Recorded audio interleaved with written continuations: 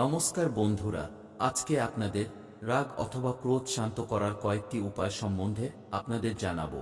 আপনার বাড়িতে কেউ যদি প্রচণ্ড রাগ করে বা একটি ছোটখাট বিষয়ে মেজাজ হারিয়ে ফেলেন বা প্রতিটা ব্যাপারে রেগে যান, তাহলে আজকের ভিডিওতে বলা প্রতিকারগুলির মধ্যে যে কোনো একটি প্রতিকার করলে তার সমস্ত রাগ নষ্ট হয়ে যাবে। জ্যোতিষশাস্ত্র অনুসারে রাগের প্রধান কারণ হতে পারে মঙ্গল, সূর্য, শনি, রাহু এবং চন্দ্র। সূর্য, চন্দ্র ও মঙ্গল যদি কোনো ব্যক্তির কুণ্ডলিতে একে অপরের সাথে কোনো সম্পর্ক তৈরি করে, তাহলে সেই ব্যক্তি প্রত্যাশার থেকে বেশি রেগে যান। রাগ হল অগ্নি উপাদানের নির্দেশক। যখন অগ্নি উপাদান অন্যান্য রাশি বা গ্রহের সাথে মিলিত হয়, তখন ব্যক্তি প্রতিটি বিষয়ে রাগ করে। এছাড়া যাদের কুণ্ডলিতে মঙ্গল অশুভ অবস্থানে থাকে, তাদেরও অত্যাধিক রাগ আসে। রাগ শান্ত করার সহজ কয়টি উপায়। নাম্বার 1, প্রতিদিন সকালে ঘুম থেকে ওঠার পর প্রথমে পৃথিবী মাতাকে প্রণাম করুন। এছাড়াও বিছানা ছাড়ার পরে কমপক্ষে 15 মিনিট কারো সাথে কথা বলবেন না।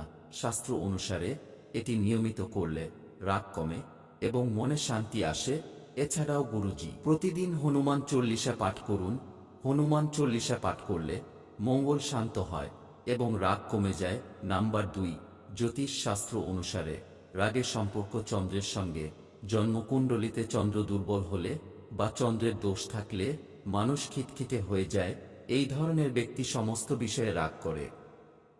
এই ধরনের ব্যক্তিদের রাগ নিয়ন্ত্রণ করতে হলে রূপার আংটি বা লকেটের মধ্যে মুক্তা পড়তে হবে। এছাড়াও সোমবার রাতে কিছুক্ষণ চাঁদের দিকে তাকিয়ে থাকলেও রাগ ধীরে ধীরে কমে যায়। নাম্বার 3, চন্দনের গুণ হল শান্ত এবং আরাম দেওয়া। আযুর্বেদে ও ধর্মশাস্ত্রে চন্দনের অনেক উপকারিতা বর্ণিত হয়েছে। চন্দন সমস্ত শুভ কাজে পাশাপাশি পূজায় ও ব্যবহৃত হয়। জ্যোতিষ শাস্ত্র অনুসারে আপনি যদি খুব রেগে যান, তাহলে চন্দনের প্রতিকার আপনার জন্য উপকারী হবে। এর জন্য প্রতিদিন কপালে চন্দনের তিলক লাগান। এটি মনকে শান্ত রাখবে এবং রাহু দোষ থেকে মুক্তি দেবে। নাম্বার 4, রাগ নিয়ন্ত্রণ করতে প্রতিদিন সকালে স্নান করে ভগবান সূর্যকে জল অর্পণ করুন। একই সঙ্গে মহাদেবের পূজা করতে হবে। এই প্রতিকার মনকে শান্ত রাখে এবং রাগ নিয়ন্ত্রণের আসে। নাম্বার 5, উল্টো গুণটি আপনাকে আপনার রাগ নিয়ন্ত্রণ করতে সাহায্য করতে পারে।